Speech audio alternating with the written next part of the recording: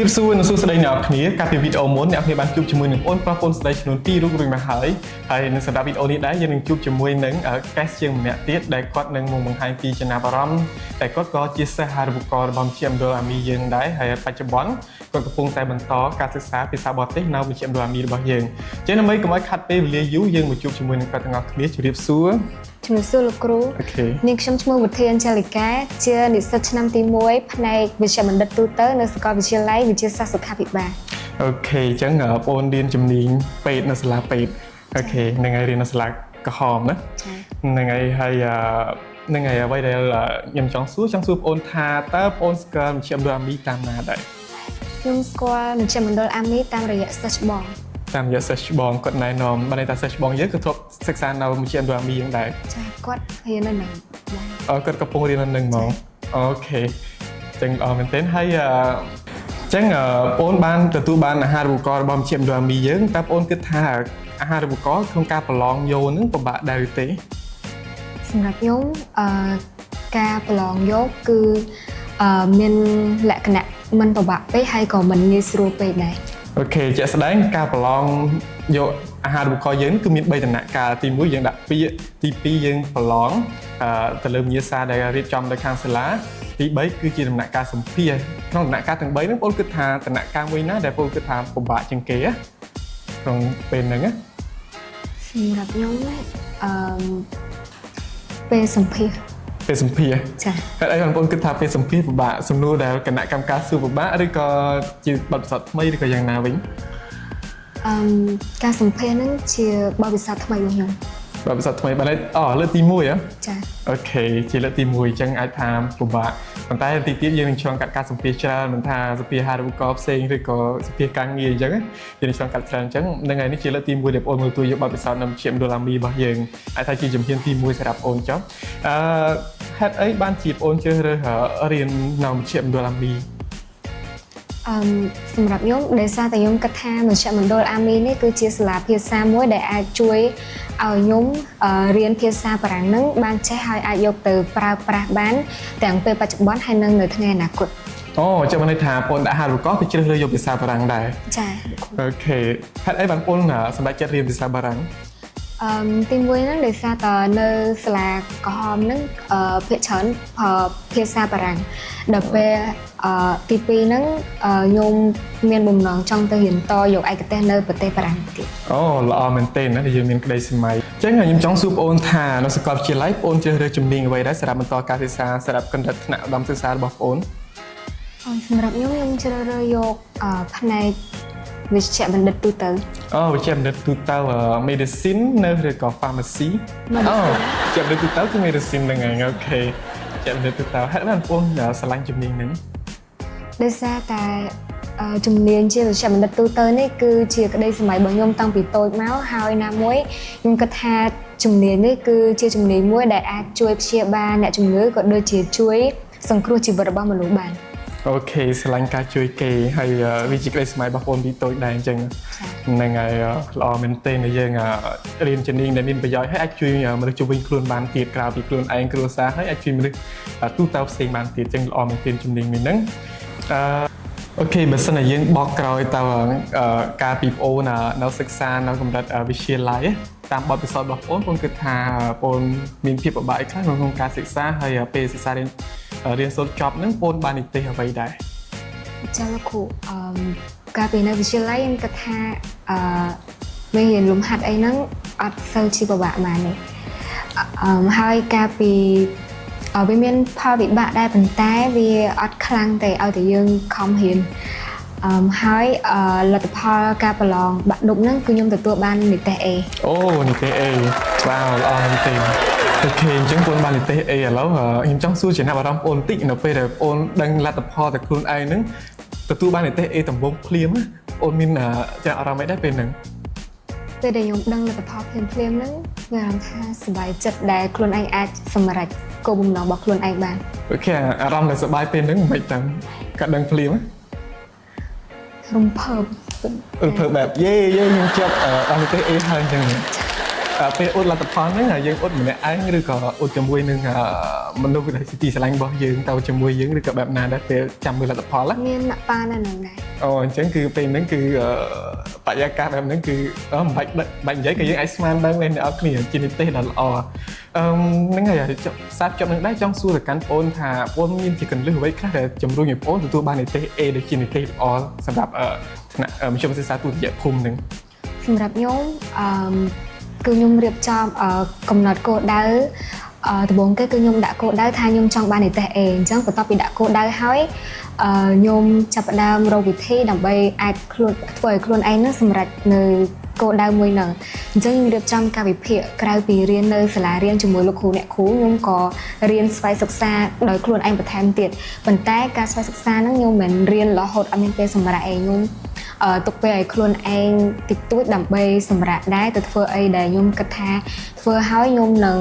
បាត់ភាពស្មុគស្មាញហើយបើខ្ញុំមករៀនតទៀតអូខេអញ្ចឹងដូចគេថាអញ្ចឹងគេថារៀនថ្ងៃមិនគ្រប់រៀនយប់បន្ថែមរៀននៅសាលាមិនគ្រប់រៀនខ្លួនឯងបន្ថែមទៀតត្រង់ណាយើងខ្វះខាតយើងបំពេញវាបន្ថែម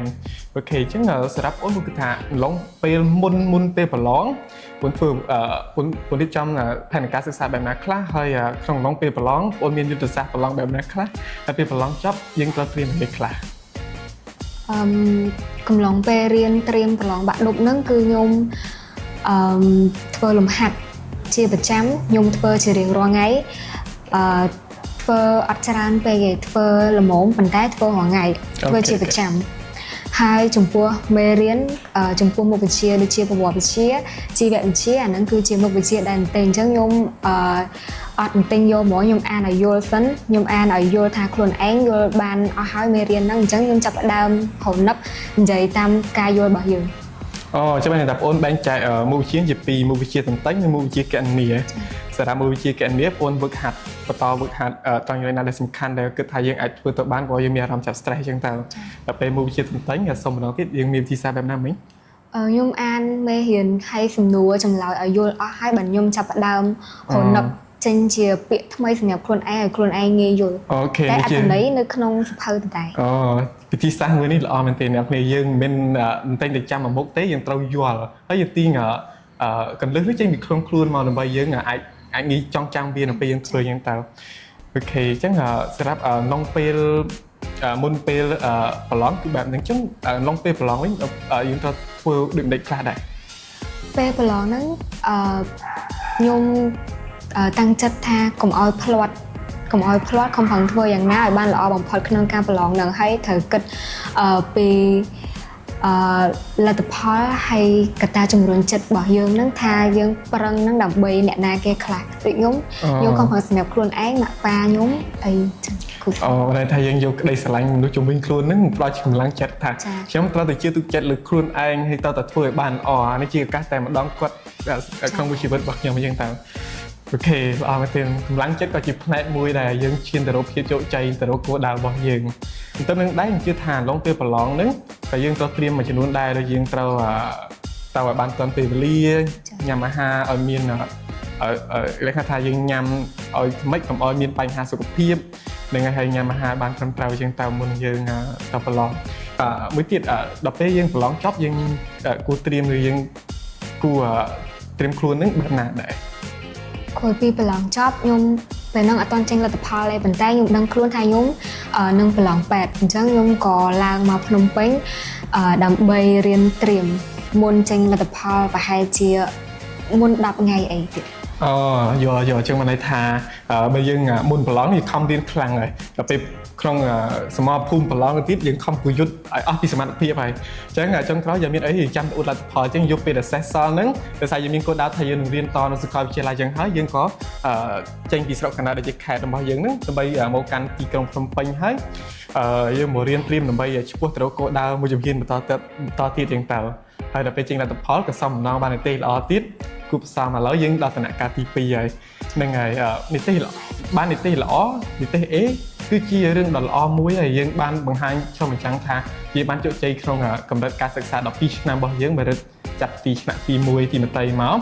ហើយប៉ុន្តែយើងមិនទាន់ចប់ត្រឹមនឹងទេអនាគតរបស់យើងអត់ទាន់ចប់ត្រឹមនឹងទេយើងត្រូវឆ្ពោះទៅជំហានបន្តទៀត នឹងហើយជាយើងខាថាយោការសិក្សាបន្តការសិក្សាកម្រិតខ្ពស់ដែលជាកម្រិតដល់សិក្សានឹងបន្តទៀតជប់ត្រង់នេះដែរតើបងចូលយ៉ាងណាចំពោះសិស្សនិស្សិតគ្រប់គ្នាគួរតែត្រូវសិក្សារៀនសូត្រឲ្យបានខ្ពស់ជាពិសេសគឺបន្តការសិក្សាកម្រិតដល់សិក្សាថ្នាក់បញ្ញាបត្រឬក៏លើសនឹងទៀតអញ្ចឹងតើបងយល់បែបណាដែរសម្រាប់ខ្ញុំគិតថាសិស្សនិស្សិតទាំងអស់គួរតែសិក្សាឲ្យបានខ្ពស់ដោយសារមានតែចំណេះដឹងទេដែលអាចធ្វើឲ្យយើងមានជំនាញច្បាស់លាស់ចេះគិតវិភាគឲ្យបានល្អហើយទទួលបានឱកាសការងារល្អៗជាច្រើនហើយមិនត្រឹមតែប៉ុណ្្នឹងទេពេលដែលយើងមានចំណេះដឹងខ្ពស់ធ្វើឲ្យយើងក្លាយទៅជាមនុស្សដែលមានទំនួលខុសត្រូវហើយអាចឲ្យយើងនឹងជួយចូលរួមអភិវឌ្ឍសង្គមជាតិរបស់យើងនឹងកាន់តែរីកចម្រើនផងដែរហើយដូចជាបច្ចុប្បន្ននេះគឺមានបញ្ហាជម្លោះព្រំដែនរវាងកម្ពុជាថៃដែលថៃជាអ្នកឈ្លានពានមកលើទឹកដីកម្ពុជាដូច្នេះខ្ញុំគិតថាសិស្សនិស្សិតទាំងអស់គួរតែយកការឈឺចាប់ដែលសៀមឈ្លានពានមកលើទឹកដីយើងនេះយកមកខិតខំប្រឹងប្រែងរៀនសូត្រឲ្យបានខ្ពស់ដើម្បីបង្កើនធនធានមនុស្សឲ្យកាន់តែច្រើនព្រមតើតែយើងខ្លាំងទៅអាចធ្វើទៅយើងនឹងអាចការពារទឹកដីរបស់យើងនឹងពីជាតិសាសន៍ដទៃទៀតដែលគេឈ្លានពានមកលើយើងហើយមួយវិញទៀតនឹងយើងនឹងអាចមានសមត្ថភាពជួយអភិវឌ្ឍប្រទេសជាតិរបស់យើងឲ្យកាន់តែរីកចម្រើនទៅមុខទៀតបានអូខេអូស្ដាប់ទៅពិតជា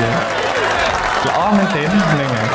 ល្អមែនទេខ្ញុំពេញចិត្តត្រង់ចំណុចនេះអញ្ចឹងដោយបច្ចុប្បន្ននេះគឺដឹងស្រាប់ហើយប្រទេសយើងគឺរងការឈ្លានពានពីប្រទេសជិតខាងអញ្ចឹងអ្វីដែលយើងអាចធ្វើបានយើងជាកុលបុត្រកុលធីតាខ្មែរគ្រប់រូបជាយុវជនចំនួនក្រោយយើងត្រូវតែជាធនធានដ៏ខ្លាំងហើយធនធានដ៏ខ្លាំងចាប់ដើមពីណាគឺចាប់ដើមពីយើងខ្លួនឯងយើងខ្លួនឯងត្រូវតែខំរៀនយកចំណេះដឹងខ្ពស់ខ្ពស់ជាធនធានមួយដែលមានសមត្ថភាពពិតប្រាកដដើម្បីអភិវឌ្ឍប្រទេសជាតិយើងឲ្យបានរីកចម្រើនតទៅមុខចេញពីដៃរបស់យើងដែលជាកម្លាំងចលករសម្រាប់ប្រទេសជាតិនឹងផងដែរអញ្ចឹងត្រង់នឹងដែរយើងទាំងអស់គ្នាត្រូវតែមានសាមគ្គីភាពជាមួយនឹងគ្នាទាំងអស់គ្នាដោយចាប់ផ្ដើមពីយើងខ្លួនឯងហើយអភិវឌ្ឍខ្លួនបន្តទៅមុខទៀតអូខេសម្រាប់អូនផ្ទាល់អូនគឺជានិស្សិតដែលទទួលបានអាហារូបករណ៍ពីមជ្ឈមណ្ឌលអាមីយើងបងគិតថាអាហារូបករណ៍នេះនឹងចូលរួមចំណែកបែបណាដែរในអនាគតរបស់បងអូនសម្រាប់ការសិក្សានឹងផងដែរចាលោកគ្រូសម្រាប់អាហារូបករណ៍នេះគឺបានជួយខ្ញុំជួយសម្រាលការចំណាយរបស់ខ្ញុំក៏ដូចជាជួយសម្រាលបន្ទុករបស់ម៉ាក់ប៉ារបស់ខ្ញុំហើយមិនត្រឹមតែបានរៀនដោយឥតគិតថ្លៃទេប៉ុន្តែថែមទាំងបានរៀននៅសាលាភាសាដែលការបង្រៀននឹងមានប្រសិទ្ធភាពខ្ពស់ទៀតផងហើយខ្ញុំសូមអរគុណទៅកាន់ខាងសាលាដែលបានផ្ដល់អាហារូបករណ៍មកឲ្យនាងខ្ញុំក៏ដូចជាសិស្សដទៃទៀតមួយចំនួនផងដែរបាទអរគុណច្រើនហ្នឹងហើយអញ្ចឹងដោយដែលអ្នកគ្នាបានដឹងជារៀងរាល់ឆ្នាំមជ្ឈមណ្ឌលអាមីយើងគឺតែងតែផ្ដល់អាហារូបករណ៍ច្រើនកន្លែងមែនទែនទៅកាន់បងអូនជាពិសេសគឺបងអូនដែលទៅតែចាប់បាក់ឌុបឬក៏មជ្ឈមណ្ឌលសិក្សាទុតិយភូមិអញ្ចឹងហើយនឹងមានអាហារូបករណ៍ផ្សេងទៀតដែរដើម្បីជួយជំរុញដល់ធនធានដែលជាទំពាំងស្នងឫស្សីសម្រាប់ប្រទេសជាតិយើងអញ្ចឹងជាចុងក្រោយបើសិនជាអ្នកនរគ្នាមានបំណងចង់សិក្សាភាសាបារាំងភាសាអង់គ្លេសអ្នកគ្នាអាចបញ្ចុះឈ្មោះចូលរៀនបាននៅមជ្ឈមណ្ឌលអាមីយើងជាមួយនឹងតម្លៃសិក្សាដ៏សមរម្យបំផុតនៅក្នុងទីក្រុងភ្នំពេញអញ្ចឹងជាចុងក្រោយគឺអរគុណបងសម្រាប់ការចូលរួមហើយក៏ដូចជាអរគុណអ្នកនរគ្នាសម្រាប់ការតាមដានទស្សនាហើយយើងនឹងជួបគ្នានៅវីដេអូក្រោយៗទៀតសូមអរគុណ